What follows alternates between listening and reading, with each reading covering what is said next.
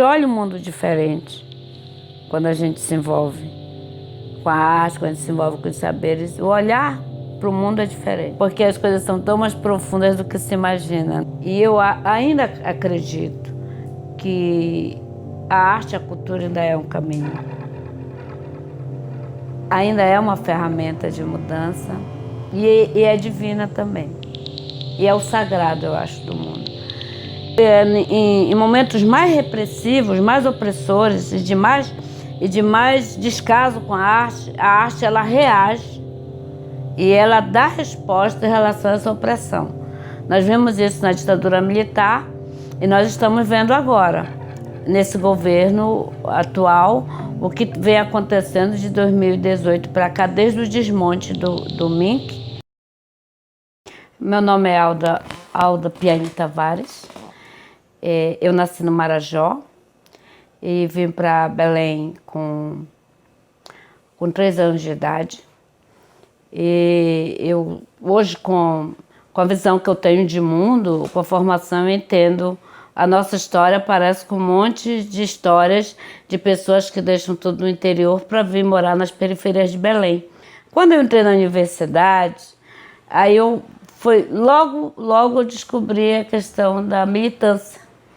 Eu entrei num curso de turismo que era pouco, como é que eu posso dizer, não tinha muito essa questão da participação no movimento estudantil. Eu era uma das poucas alunas do curso que já estava no movimento estudantil.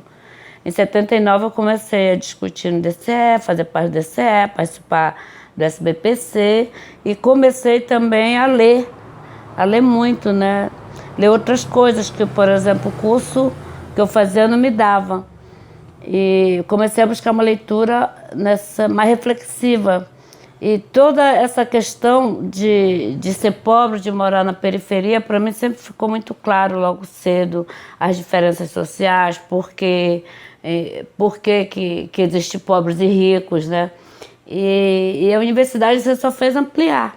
Vim trabalhar em companhia aérea e fui no movimento dos aeroviários e fui uma liderança feminina dentro do movimento dos aeroviários, quando nessa época ainda eram muito poucas mulheres que participavam do movimento sindical. Isso traz uma vivência, uma experiência de vida para a gente, mas também traz dor, porque é nesses confrontos que você percebe, além de você se confrontar com uma sociedade desigual que te leva para a luta, você percebe que dentro dos próprios movimentos, como o movimento sindical, por exemplo, um machismo e uma discriminação com a nossa condição de mulher, né?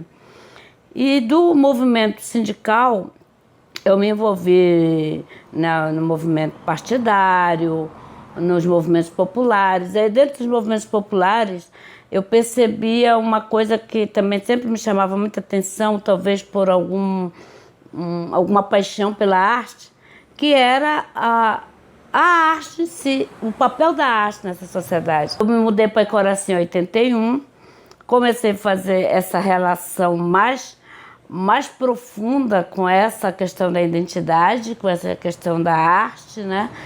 E em 96 eu comecei com um grupo a discutir, a conversar mais sobre esse papel da arte enquanto ferramenta mesmo, enquanto instrumento de mudança.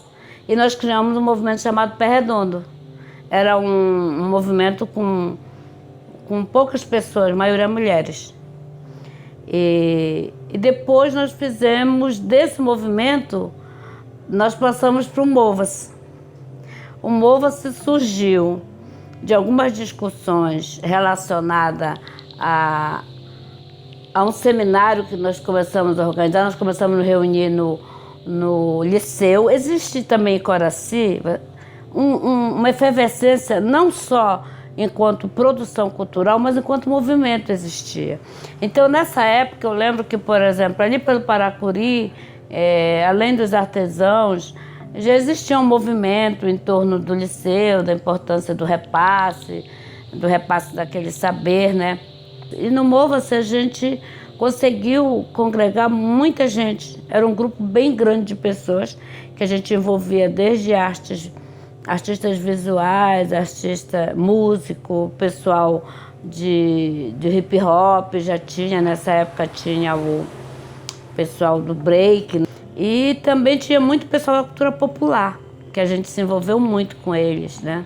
Não só os ceramistas, mas pessoal de boi, pessoal de pássaro, pessoal de quadrilha. E aí a gente formou um movimento bem forte mesmo, né? Teve uma discussão na prefeitura, na época, de um fórum de cultura, e nós fomos a maior delegação por distrito. Foi a nossa, de Coraci. E aí era um momento mesmo de construção coletiva. E então, nessa época, a gente vislumbrava isso. Esse fortalecimento do artista, ser reconhecido mesmo como trabalhador, o seu trabalho, e essa identificação dos mestres e dos fazedores de cultura, que também não são reconhecidos como trabalhadores dessa área, e por outro lado, entender que a arte e esse fazer cultural poderia contribuir para a melhoria da sociedade. Esses eram nossos objetivos e nosso ideal, né? O Mova-se, ele trabalhava muito com ação cultural, né? A gente reunia, a gente se discutia junto, mas era a ação cultural que fazia com que a gente reafirmasse esse nosso compromisso, dentro do compromisso, inclusive, registrado no nosso estatuto. Foi assim que surgiu o Mova-se. Aí nós começamos as reuniões no chalé. Desse fórum de cultura que a gente fez, que participou na prefeitura, nós saímos de lá com alguns encaminhamentos. Um dos encaminhamentos era criar as mostras distritais. Só que os outros distritos não criaram, e nós criamos em Coraci. A primeira mostra distrital de cultura, que nós denominamos Mestre Cabeludo, foi em 99. Nós chegamos a realizar 99, 2001 e 2003, e acho que até 2005. E a primeira mostra, nós fizemos uma mostra de 17 dias, sem dinheiro e tudo com trabalho voluntário. E a gente fazia concurso de poesia, show na orla, cortejo cultural, teatro, oficina, exposição. Tudo a gente fez nessas mostras. Resguardada todas as nossas limitações também, né? Porque nesse momento, quando a gente iniciou, a gente só queria fazer e ver aquelas ações dessa perspectiva, dessa intervenção. E, por outro lado, essa efervescência de Coraci, né, estimulava, né, todos nós. Porque nós, por exemplo, estávamos no Mova-se e tivemos algumas, eu considero que foram algumas conquistas, além de eu ir para a agência distrital na assessoria. O Carlos, por exemplo, que era uma das lideranças também, o Carlos Gonçalves, foi ser diretor da biblioteca. E assim dava uma expansão ainda maior para Coraci, porque a biblioteca ela foi olhada de outra forma, porque era uma pessoa que vinha do movimento, né? Com a sua competência, lógico, mas que vinha do movimento também e conhecia as necessidades do movimento. Isso é fundamental para um espaço cultural, né? E aí, então, o Carlos ficou na biblioteca como diretor, e aí em 99, quando nós fizemos a primeira mostra, nós organizamos uma exposição, foi quando eu conheci o Verne. O Verne estava chegando da Alemanha, né? E a gente estava querendo fazer uma exposição, e o Verne aceitou na época, trouxe umas obras dele, que eu acho que não tem nenhuma dessas obras mais aqui. Ah, tá vendo aquela obra de porta ali? Era dessa série, que ele dispôs para nós algumas dessas obras, para exposição. E nessa 99 a gente já fez toda essa mexida em Coraci, né? A valorização da cerâmica, que era, na verdade, uma ideia de transmissão de saberes dos mestres para adolescentes, né? Em vulnerabilidade social, né? E a vulnerabilidade social que a gente colocava naquele momento é morar na periferia. Quem mora na periferia tem vulnerabilidade social, né? E aí a gente, então, se embrenhava por dentro da área do riso, do buraco fundo, para a gente encontrar adolescentes na rua, se você quer ir para o projeto. E a gente fez esse projeto e a gente fez o Café com Pupunha, a gente fez o projeto Mestre de Cultura, que aí a gente já estava voltado mais para os mestres, que já vinha desde lá da discussão de 96, quando a gente colocou o Mestre Cabeludo como o nome, título da mostra, né? Fazendo essa referência a esses mestres, né? E que aí quando nós trabalhamos com Mestre de Cultura, a gente traz todos esses mestres da cerâmica que a gente pode ter a oportunidade de registrar, como o Mestre Cardoso, o Ciro Cruelhas, que é da Olaria do Espanhol, que é a primeira que introduziu o torno aqui em Coraci, e o Santana, o Guilherme Santana, o Marcelo, e as mulheres, né? A Fausta, a Dona Idalina. E aí fomos também trabalhando com as mestras da cultura popular também de outros segmentos, dos folguedos, né? As mulheres que estavam à frente dos pássaros, dos bois, dos cordões de bicho, do carnaval, da quadrilha. E conhecer essas pessoas através desse projeto Mestre de Cultura era abrir um leque, abrir um portal de sabedoria, porque eles traziam muita sabedoria para todos nós, né? A cada conversa que a gente tinha com eles, a cada registro do trabalho deles, a cada acompanhamento do fazer artístico deles, era uma outra visão de mundo que dá pra gente, né?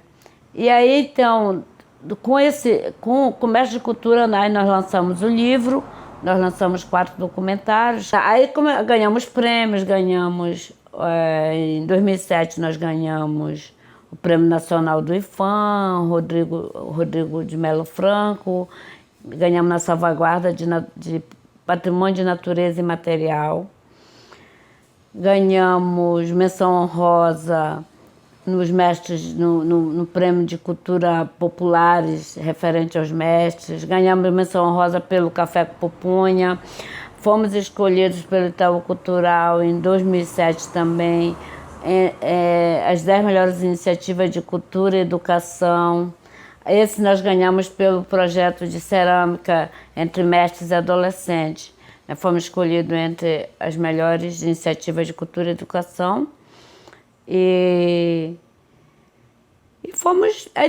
Depois nós fomos reconhecidos como um movimento de utilidade pública. O Mova-se ganhou assim uma expansão muito grande de reconhecimento.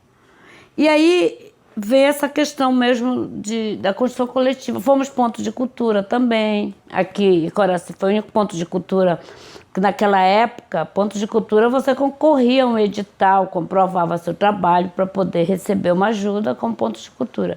Então, o Mova-se foi ponto de cultura. Só que aí depois, manter um trabalho coletivo ele é muito difícil. E quando esse trabalho é voluntário, mesmo que, por exemplo, por um projeto, os coordenadores, os oficineiros sejam pagos, mas, no geral, o movimento todo não é pago, né? Então, o Mova-se, eu não vou nem dizer que acabou, porque de vez em quando alguém quer ressuscitar, assim, chamar o Mova-se.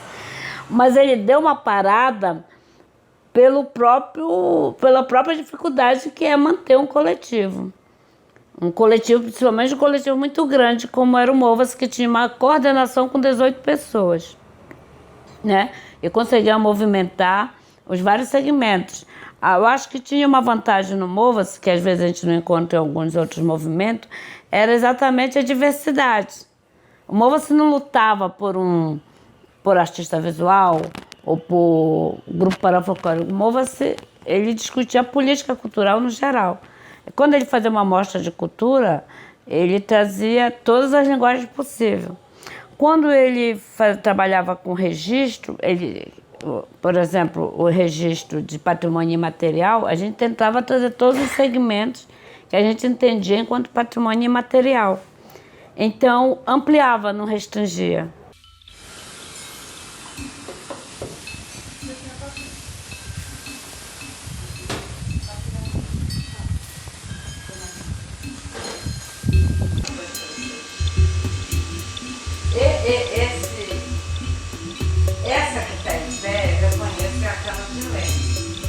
culinário e pela tradição que eu trazia da minha avó, né?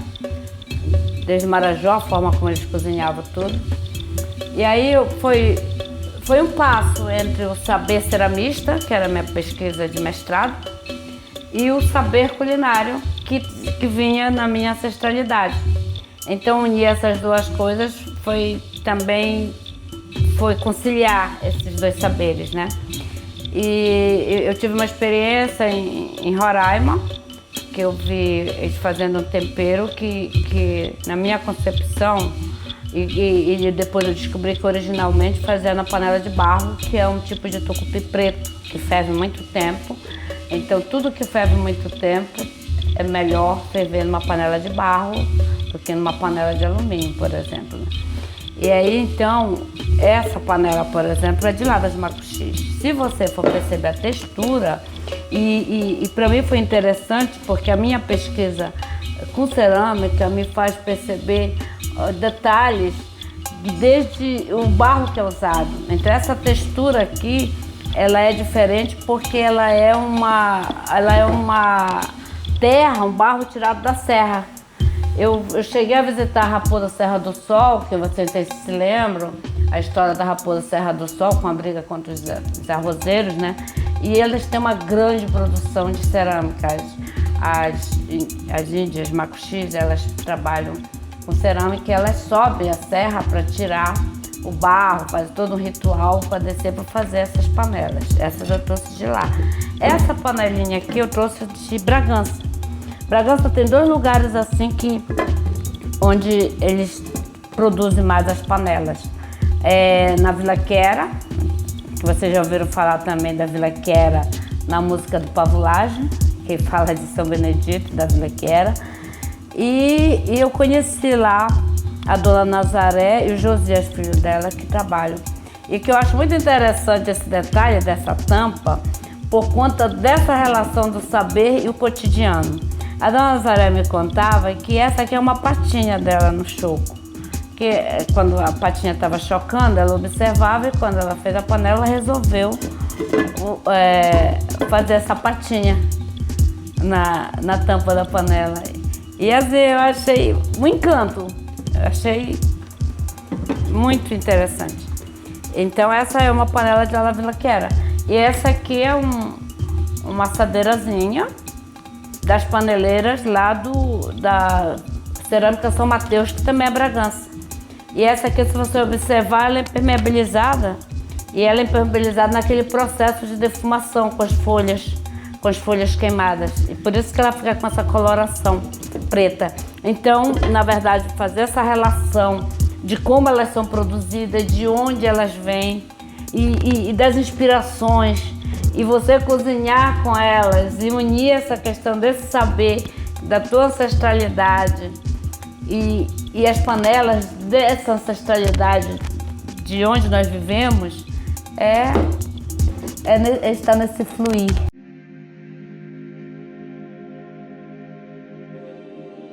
Meu nome é Werner Souza, me considero artista visual. Tenho 28 anos de carreira nas artes visuais. Sempre me considerei um autodidata, mas também sou formado em artes visuais pela Universidade Federal do Pará. E sou um artista sempre em experimentação. Gosto muito de trabalhar com diversos materiais e diversas possibilidades de experimentações. Gosto muito de fazer intercâmbio com outros artistas, mas eu me considero muito um artista que gosta de trabalhar muito individualmente. Então eu tenho meu ateliê, trabalho de forma sistemática, mas sempre gosto do coletivo também. Sou um artista que gosta muito de trabalhar a figura humana, gosto muito de observar. A base da minha experimentação, do meu processo é a observação. Gosto muito de de andar, de observar as coisas, observar as pessoas. Então, minha base toda ela se sustenta na observação das pessoas, dos comportamentos. Meu trabalho se resume muito à figura, é um trabalho muito figurativo. Em 92 eu conheci a Iser Campos através de um trabalho que eu fazia no Movimento Jovem, que dentro de uma comunidade do APU, que está localizado em Castanhal.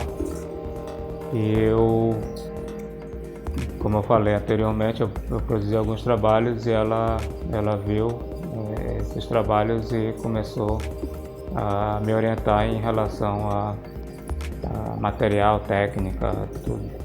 Então, assim, foi em 92 que eu comecei. Bom, essa minha relação com os movimentos de Coraci, ela já começou a partir de 99, quando eu comecei a me envolver com os movimentos de culturais aqui e comecei a atuar sistematicamente mais nessa linha dos movimentos culturais. Então, eu fui convidado para uma exposição aqui em Coraci. Na época era a primeira mostra que estava sendo organizada por um movimento de arte que se chamava Mova-se, movimento de vanguarda da cultura de Coraci, e que tinha várias pessoas que atuavam dentro desse movimento. Não era só artistas, eram produtores culturais, professores, ativistas e artistas visuais. Então era um grupo com todo esse pessoal.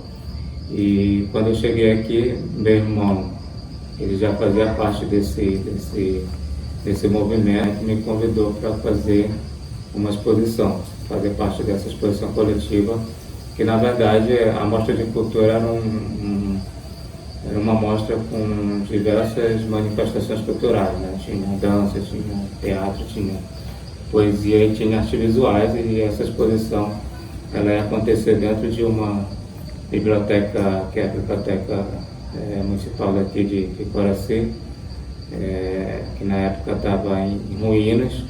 Então, o objetivo dessa exposição lá, nesse espaço em ruínas, era para chamar a atenção para a revitalização do espaço, a reconstrução do espaço. Então, achei muito interessante e aceitei participar dessa exposição, e foi quando eu fui apresentado para algumas pessoas, né, desse movimento, e tinha a coordenadora do Mova-se, que era a Alda Piani, e a gente foi apresentado, e a partir daí eu comecei a atuar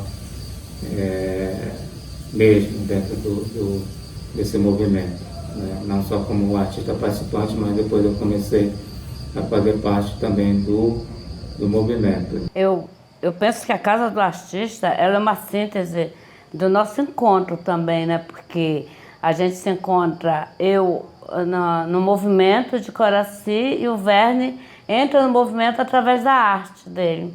E desse nosso conhecer, e o Verne continuou na produção artística e eu continuei na questão do ativismo cultural também. E a gente se conheceu em 99, nós só fomos abrir a Casa do Artista em 2011. A gente também estava saindo do Mova-se, né? A gente saiu do Mova-se em 2010. Então, de alguma forma, foi 2010? Acho que foi 2010, acho que um dos últimos projetos que a gente coordenou, né? Quando a gente decidiu se afastar do movimento. E aí talvez tenha ficado esse vazio, né? E aí a gente pensou a Casa do Artista a partir dessa história que o Verne conta, de ter um espaço descentralizado, de ter um espaço que recebesse outras pessoas, que não aquelas mesmas pessoas que estavam sempre nas galerias. E aí a gente pensava nisso, né?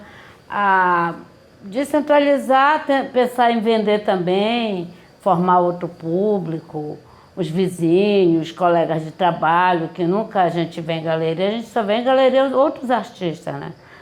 E aí foi quando a gente pensou em criar o espaço, não me lembro exatamente o momento que a gente conversou sobre isso, mas com certeza já trazer essa carga desse envolvimento comunitário, né? Desse envolvimento no lugar onde a gente está atuando, que liga essa questão do ativismo cultural, e ao mesmo tempo a produção do Verne e essa visão que a gente tinha sobre a relação com a arte, a relação que as pessoas têm com a arte, principalmente as artes visuais, né? Essa questão dos nichos da arte que acaba excluindo algumas pessoas que realmente não vão para os chamados nichos, galerias e museus. E aí, quando nós pensamos, a gente pensou no nome que relacionasse que era um espaço onde o artista morava, né? Onde ele produzia, onde ele morava. Então já era na casa do artista. Vou lá na casa do artista, tá entendendo? Não era, então às vezes as pessoas questionam assim, mas por que não na casa dos artistas, da artista? Porque naquele momento a gente pensou nisso. Quem produz arte aqui, nessa casa? Então na casa do artista. Não tinha nenhuma conotação de gênero. E hoje eu penso até que, por exemplo, é dos artistas, porque tem outros artistas na família envolvida, né? A princípio, quando ela surgiu, a nossa conversa passava por isso. O que tu produz? Aqui o ateliê, né? Então é na casa do artista.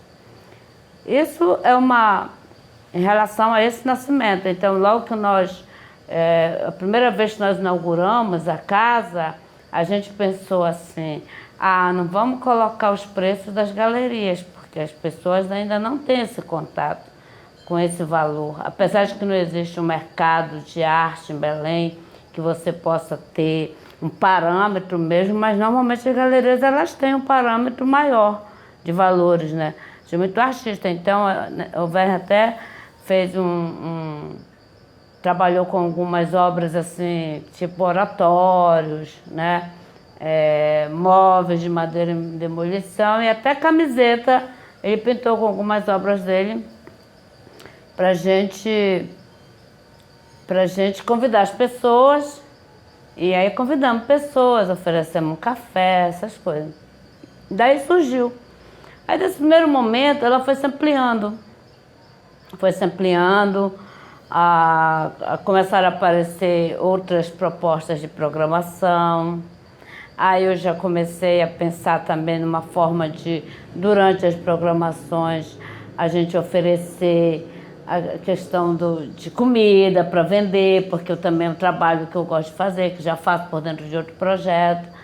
E foi assim. E começou a ter essa interação com outras linguagens artísticas, como o teatro, como a música, como a poesia, muita roda de conversa, debate sobre arte. Mas, essencialmente, ela ainda tem esse papel ligado muito à arte visual, né? E realmente o conceito é um conceito que ele não surge agora das casas, de outros espaços que fogem aos nichos estabelecidos como galerias. Já existe, começou na Europa, um movimento na década de 70. E em outros lugares, aqui em Belém, inclusive, existia muito essa coisa do teatro ir para algumas casas, né?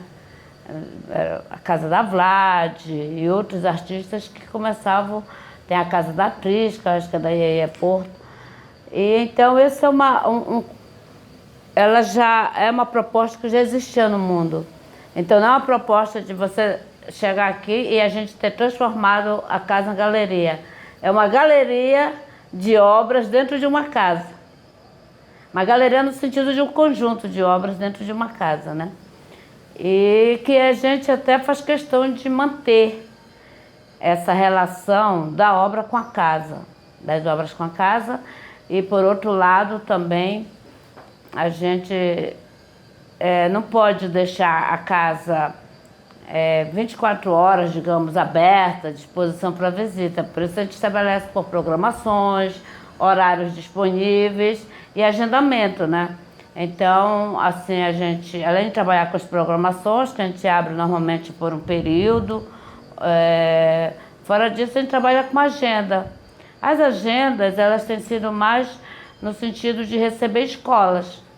Quando algum professor quer trazer, aí a gente combina uma agenda, lógico que nesse momento de pandemia não, mas nós já recebemos várias escolas. E aí a gente vai mostrando, a Verne vai falando das obras, depois a gente reúne aqui atrás, fala um pouco. E é assim que tem funcionado. Assim, ela é uma casa, né? Ela não é uma galeria, não é um espaço, não é um bar, é uma casa que recebe diversas manifestações artísticas. A gente não quer que deixe de ter essa característica de casa, né? É uma casa e que inicialmente a proposta era um espaço de, ainda continua sendo, né? Um espaço de venda de obra de arte, não só de obra de arte, mas tudo que seja relacionado à arte. É um espaço bastante eclético assim, em relação à arte e sempre com essa característica de casa. Ela não é um espaço, não é uma galeria, não é um bar, não é uma casa que procura se adequar a todas essas manifestações que a gente faz. Tanto é que a gente tem um quarto que a gente destina, que é da casa, que a gente destina com uma galeria, uma mini galeria, que é um espaço que é para receber as exposições, né, coletivas, que às vezes essas exposições elas se espalham por toda a casa, né? Então depende da proposta do artista, depende da proposta da casa, depende, então, mas ela nunca, a nossa preocupação é não deixar com aspecto de galeria, né? Nem é sempre com esse aspecto mesmo de casa, com uma exposição dentro de uma casa. É um espaço alternativo, né? Acho que tem que... Essa coisa do... Por exemplo, nós fomos já perguntados por que não transformar em ponto de cultura. Porque não é institucional, entendeu? A gente não pretende transformar em institucional. Então, ele não é ponto de cultura, ele é a nossa casa. É a nossa casa que a gente abre com arte, abre para tomar café junto, Então, é essa a proposta. Não, ninguém tem esse interesse de institucionalizar, né? Não sei, futuramente, nesse momento, não. É isso.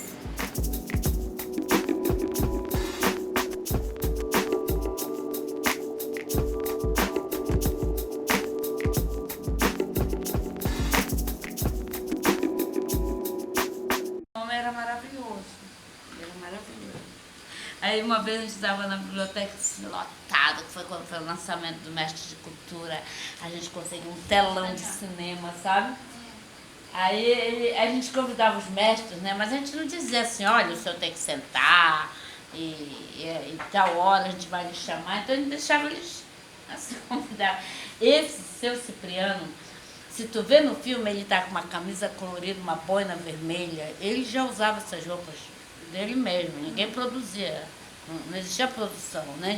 A direção de fotografia não ia intervir na roupa do cara.